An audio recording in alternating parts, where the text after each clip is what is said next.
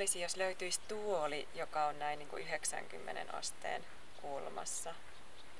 Se antaa parhaimman tuen meidän keholle. Ja sitten laitetaan jalat näin suurin piirtein lantion leveydelle, niin että jalkapohjat on tukevasti maata vasten.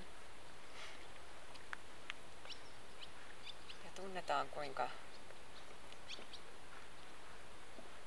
energia voi laskeutua jalkojen kautta maata kohti.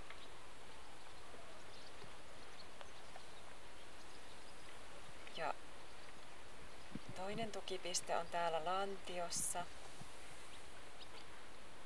tunnetaan, että lantio laskeutuu siihen tuolille mahdollisimman tukevasti.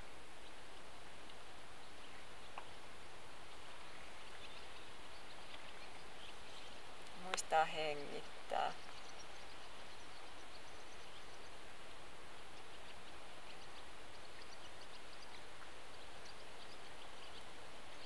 Ja meidän selkäranka saa kohota ylöspäin.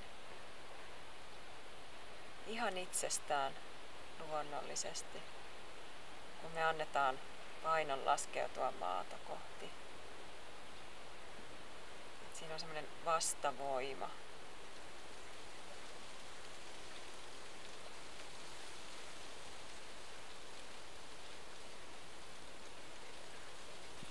Voin kuvitella, että meidän selän takana on vaikka puun runko tai jotain muuta tuolin selkänoja tukemassa.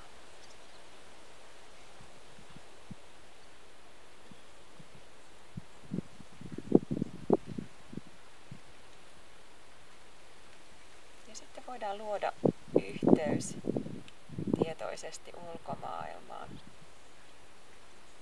Ja katsoa, että mitä meidän ympärillä on. Antaa katseen vaeltaa tässä.